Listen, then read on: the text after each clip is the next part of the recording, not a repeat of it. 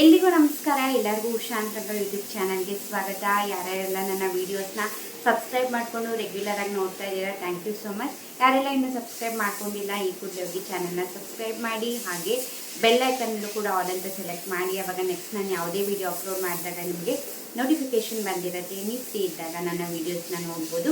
ಬನ್ನಿ ಇವತ್ತಿನ ವೀಡಿಯೋನ ಶುರು ಮಾಡೋಣ. ನೀವು ಆಲ್ರೆಡಿ ತಮ್ಮನೆಲ್ಲ ನೋಡಿರ್ತೀರ, ಗೃಹಲಕ್ಷ್ಮಿ ಯೋಜನೆ ಬಗ್ಗೆ ಸಾಕಷ್ಟು ಚರ್ಚೆ ಆಗ್ತಾ ಇದೆ. ಸದನದಲ್ಲೂ ಕೂಡ ಎಲ್ಲ ಮೀಡಿಯಾದಲ್ಲೂ ಕೂಡ ಅದೇ ಚರ್ಚೆ ಆಗ್ತಾಯಿದೆ. ಗೃಹಲಕ್ಷ್ಮಿ ಹಣ 2 ಕಂತಿನ ಹಣ ಮಿಸ್ ಮಾಡಿದ್ದಾರೆ, ಫೆಬ್ರವರಿ ಹಾಗೆ ಮಾರ್ಚ್ ತಿಂಗಳ ಹಣ ಮಾತ್ರ ಬಿಡುಗಡೆ ಆಗಿದೆ.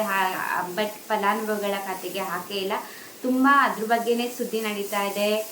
ಬಟ್ ಇವಾಗ 23ನೇ ಕಂತಿನ ಹಣ ಅದ್ರ ಬಗ್ಗೆ ಮಾತಾಡೋದಾದರೆ ಆಲ್ರೆಡಿ ಒಂದು 85% ಮಹಿಳೆಯರಿಗೆ ಬಂದಿದೆ, ಇನ್ನು 15% ಮಹಿಳೆಯರಿಗೆ ಬರಬೇಕಾಗಿದೆ. ಈಗಲೂ ಕೂಡ ಸಾಕಷ್ಟು ಜನ ಕಮೆಂಟ್ ಮಾಡ್ತಾ ಇದ್ದೀರಾ ನಮಗೆ 23ನೇ ಕಂತಿನ ಹಣ ಬಂದಿಲ್ಲ ಅಂತ. ದಯವಿಟ್ಟು ವೆಯ್ಟ್ ಮಾಡಿ, ಇನ್ನೂ ಒಂದು ಹಂತದ ಹಣನ ಬಿಡುಗಡೆ ಮಾಡಬೇಕಾಗಿದೆ. ಸೊ ಅದು ಮಾಡಿದಾಗ ಎಲ್ಲರಿಗೂ ಯಾರಿಗೆಲ್ಲ ಪೆಂಡಿಂಗ್ ಇದೆ ಎಲ್ಲರಿಗೂ ಕೂಡ ಕ್ಲಿಯರ್ ಆಗುತ್ತೆ.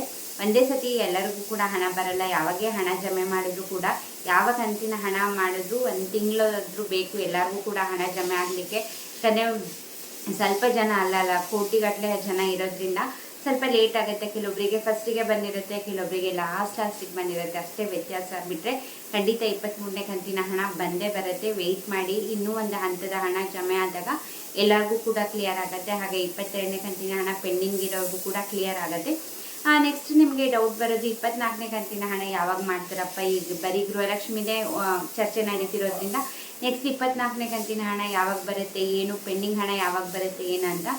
ಪೆಂಡಿಂಗ್ ಹಣದ್ರ ಬಗ್ಗೆ ಇನ್ನೂ ಸದನದಲ್ಲಿ ಇವತ್ತು ಕೂಡ ಡಿಸ್ಕಷನ್ ಆಗ್ತಾನೆ ಇದೆ. ಬಟ್ 24ನೇ ಕಂತಿನ ಹಣ ಡಿಸೆಂಬರ್ ಎಂಡಿಂಗಿಗೆ ಲಾಸ್ಟ್ ವೀಕಿಗೆ ಜಮೆ ಮಾಡ್ತೀವಿ ಅಂತ ಹೇಳಿದ್ದಾರೆ. ಅಂದರೆ ಅಷ್ಟರೊಳಗೆ 23ನೇ ಕಂತಿನ ಹಣ ಎಲ್ಲರಿಗೂ ಕೂಡ ಕ್ಲಿಯರ್ ಆಗುತ್ತೆ. ಸೊ ಆವಾಗ 24ನೇ ಕಂತಿನ ಹಣ ಡಿಸೆಂಬರ್ ಎಂಡಿಗೆ ನಾವು ಜಮೆ ಮಾಡ್ತೀವಿ ಅಂತ ಹೇಳಿದ್ದಾರೆ. ಬಟ್ ಅವ್ರು ಮಾಡೋವರೆಗೂ ಕೂಡ ಕನ್ಫರ್ಮ್ ಇರಲ್ಲ. ನಿಮಗೂ ಕೂಡ ಗೊತ್ತಿದೆ, ಸಾಕಷ್ಟು ಸತಿ ಈ ಥರ ಹೇಳಿ ಈಗ ಅವರು ಕರೆಕ್ಟ್ ಅಪ್ಡೇಟ್ ಕೊಟ್ಟರು ಕೂಡ ನಮಗೆ ನಂಬಕ್ಕಾಗ್ದಲೇ ಇರೋಂತಹ ಸ್ಥಿತಿನ ಅವರೇ ತಂದಿದ್ದಾರೆ.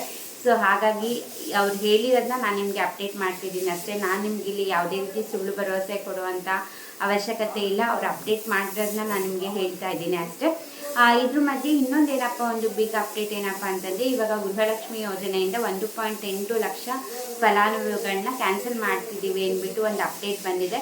ಬಟ್ ಚರ್ಚೆ ನಡೀತಿದೆ, ಕ್ಯಾನ್ಸಲ್ ಕೂಡ ಮಾಡ್ತಾರೆ. ಯಾಕಪ್ಪ 1.8 ಲಕ್ಷ ಫಲಾನುಭವಿಗಳಿಂದ ಈ ಯೋಜನೆಯಿಂದ ಹೊರಗಿಡ್ತಾರೆ ಅಂತಂದರೆ, ಯಾರೆಲ್ಲ ಅಲ್ಲಿ ಈ ಯೋಜನೆಗೆ ಯಾರೆಲ್ಲ ಅಪ್ಲೈ ಮಾಡ್ಬೋದಿತ್ತು ಅಂತಂದರೆ, ಯಾರಿಗೆಲ್ಲ ಟ್ಯಾಕ್ಸ್ ಪೇಯರ್ಸ್ ಇರ್ತಾರೆ ಅವರಾಗಿರ್ಬೋದು, ಅಂದರೆ ಮಹಿಳೆ ಆಗಿರ್ಬೋದು ಅಥವಾ ಅವರ ಹಸ್ಬೆಂಡ್ ಆಗಿರ್ಬೋದು, ಯಾರೆಲ್ಲ ಟ್ಯಾಕ್ಸ್ ಪೇಯರ್ಸ್ ಇರ್ತಾರೆ, ಗೌರ್ಮೆಂಟ್ ಜಾಬಲ್ಲಿ ಇರ್ತಾರೆ, ಅಂಥವರೆಲ್ಲ ಯಾರೂ ಕೂಡ ಈ ಯೋಜನೆಗೆ ಅಪ್ಲೈ ಮಾಡೋಂಗಿರಲಿಲ್ಲ.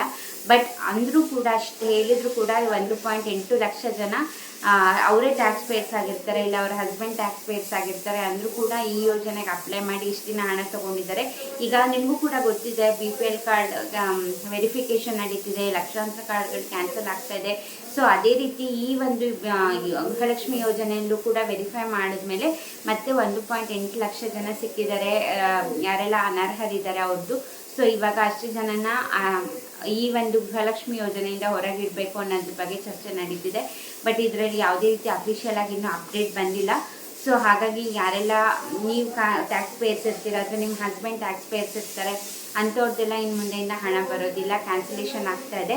ಅಂದರೆ ಇವಾಗ ಅಕಸ್ಮಾತ್ ನಿಮ್ಮದು BPL ಕಾರ್ಡ್ ಕ್ಯಾನ್ಸಲ್ ಆಯಿತು ಅಂದರೆ ಆಟೋಮೆಟಿಕ್ಕಾಗಿ ಎಲ್ಲ ಯೋಜನೆಗಳು ಕೂಡ ಕ್ಯಾನ್ಸಲ್ ಆಗುತ್ತೆ.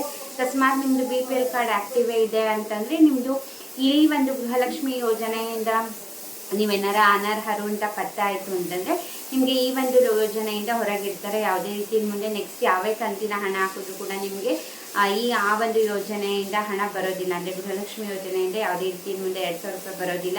ಹಾಗೆ ಇಷ್ಟು ದಿನ ಅನರ್ಹರಿದ್ದರೂ ಕೂಡ ಗೊತ್ತಿದ್ರೂ ಕೂಡ ಈ ಯೋಜನೆಗೆ ಅಪ್ಲೈ ಮಾಡಿ ಇಷ್ಟು ಕಂತಿನ ಹಣ ತೊಗೊಂಡಿರೋದಕ್ಕೆ ನಿಮಗೆ ದಂಡ ಕೂಡ ಕಟ್ಟಿಸ್ಕೊಳ್ಳೋ ಚಾನ್ಸಸ್ ಇರುತ್ತೆ. ಯಾಕಂದರೆ ಇದುವರೆಗೂ 23 ಕಂತಿನ ಹಣನ ನೀವು ತೊಗೊಂಡಿದ್ದೀರಾ ಅನರ್ಹರಿದ್ದರೂ ಕೂಡ. ಸೊ ಹಾಗಾಗಿ ದಂಡ ಕೂಡ ಕಟ್ಟಿಸ್ಕೊಳ್ಳೋಂಥ ಚಾನ್ಸಸ್ ಇರುತ್ತೆ. ಸೊ ಹುಷಾರಾಗಿರಿ. ಇನ್ನು ಮುಂದೆ ಆದರೂ ಯಾರೆಲ್ಲ ಅರ್ಹರಿರ್ತಾರೆ ಅವ್ರು ಮಾತ್ರ ಅಪ್ಲೈ ಮಾಡಿ. ಯಾರೆಲ್ಲ ನೀವೆಲ್ಲ ಚೆನ್ನಾಗಿರ್ತೀರ, ಫೈನಾನ್ಷಿಯಲಿ ಚೆನ್ನಾಗಿರ್ತೀರ ಅಂದರೆ ನೀವು ಯಾಕೆ ಅಪ್ಲೈ ಮಾಡ್ತೀರಾ? ಸೊ ನಿಮಗೆ ಇದರಿಂದ ಮುಂದೆ ತೊಂದರೆ ಆಗುವಂಥದ್ದು. ತೊಗೋಬೇಕಾದ್ರೆ ಖುಷಿಯಿಂದನೇ ತೊಗೋತೀರಾ. ಸೊ ಫೈನ್ ಕಟ್ಟಬೇಕಾದ್ರೆ ಬೇಜಾರು ಮಾಡ್ಕೊಂಡು ಕಟ್ಟಬೇಕಾಗಿರೋ ಪರಿಸ್ಥಿತಿ ಬರುತ್ತೆ. ಸೊ ಇದು ಗೃಹಲಕ್ಷ್ಮಿ ಯೋಜನೆಗೆ ಸಂಬಂಧಪಟ್ಟಂಗೆ ಬಂದಿರುವಂತಹ ರೀಸೆಂಟ್ ಅಪ್ಡೇಟ್. ಇದೇ ಥರ ಅಪ್ಡೇಟ್ಗೋಸ್ಕರ ಚಾನಲ್ನ ಸಬ್ಸ್ಕ್ರೈಬ್ ಮಾಡಿ, ವಿಡಿಯೋಸ್ ಆದರೆ ಲೈಕ್ ಮಾಡಿ. ಇಷ್ಟು ವಿಡಿಯೋ ನೋಡಿದ್ದಕ್ಕೆ ಥ್ಯಾಂಕ್ ಯು ಸೊ ಮಚ್.